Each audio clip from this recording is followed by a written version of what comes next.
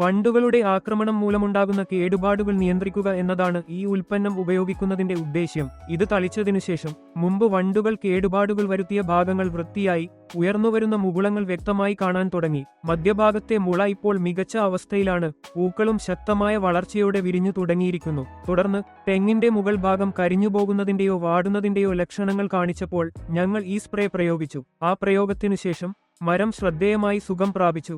പുതിയ ചിനപ്പുപൊട്ടലുകൾ ഉയർന്നുവരാൻ തുടങ്ങി. ഈ ആധുനിക സസ്യകൃഷി രീതികളിലൂടെയാണ്.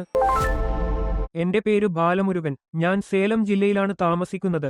ഞങ്ങളുടെ തെങ്ങുകൾക്ക് കൊക്കോ മാക്സ് എന്ന പോഷക സപ്ലിമെന്റ് വാങ്ങി ഉപയോഗിച്ചു വരുന്നു. ഞങ്ങൾക്ക് മികച്ച ഫലങ്ങൾ ലഭിക്കുന്നു. തുടക്കത്തിൽ ഞാൻ അത് യൂട്യൂബിൽ കണ്ടു. പിന്നീട് കമ്പനി നേരിട്ട് എന്നെ ബന്ധപ്പെട്ടു. ആ സംഭാഷണത്തിനുശേഷം അവർ ഉൽപ്പന്നം ഞങ്ങൾക്ക് അയച്ചു തന്നു. അന്നുമുതൽ ഞങ്ങൾ അത് സ്ഥിരമായി ഉപയോഗിക്കുന്നു. ഇത് വളരെ നന്നായി പ്രവർത്തിക്കുന്നു. ഫലങ്ങൾ ശ്രദ്ധേയമാണ്. ഇതുവരെ ഞങ്ങൾ ഇത് 6 തവണ പ്രയോഗിച്ചു. 7ാമത്തെ ഉപയോഗത്തിനായി ഞാൻ ഇപ്പോൾ ഒരു ഓർഡർ നൽകിയിട്ടുണ്ട്.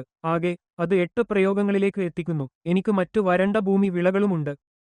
ഞാൻ ഈ ഉൽപ്പന്നം അവയ്ക്കും വാങ്ങി ഉപയോഗിച്ചു. എന്നിരുന്നാലും ആ വരണ്ട ഭൂമി വിളകൾക്ക് ഞാൻ ഇത് 1 തവണ മാത്രമേ പ്രയോഗിച്ചുള്ളൂ. തെങ്ങുകൾക്ക് മാത്രം ഞാൻ ഇത് തുടർച്ചയായി ഉപയോഗിച്ചു വരുന്നു. ഇലകളുടെ പച്ചപ്പ് ഇപ്പോൾ തിരിച്ചെത്തിയിരിക്കുന്നു. ഇതിനുമുമ്പ് അവ അല്പം വാടിയും വരണ്ടതുമായി കാണപ്പെട്ടു. ഇപ്പോൾ അവ അത്ഭുതകരമായി പച്ചപ്പു നിറഞ്ഞതാണ്. ഒരു പുതിയ വണ്ട് ആക്രമണം വീണ്ടും പ്രത്യക്ഷപ്പെടാൻ തുടങ്ങിയിരിക്കുന്നു. ഈ പ്രശ്നം പരിഹരിക്കാൻ എന്തെങ്കിലും പ്രത്യേക പരിഹാരമുണ്ടെങ്കിൽ ദയവായി എന്നെ അറിയിക്കുക. ഞാൻ അത് പരീക്ഷിച്ചു നോക്കാൻ ആഗ്രഹിക്കുന്നു. ഈ പ്രത്യേക ഉൽപ്പന്നം FL77 ആണ്. വരണ്ട പ്രദേശങ്ങളിലെ വിളകൾക്ക് ഇത് ഉപയോഗിച്ചു. ഈ ഉൽപ്പന്നം പ്രയോഗിച്ചതിനുശേഷം ചെടികൾ ശക്തമായ വളർച്ചയോടെ പൂക്കാൻ തുടങ്ങി.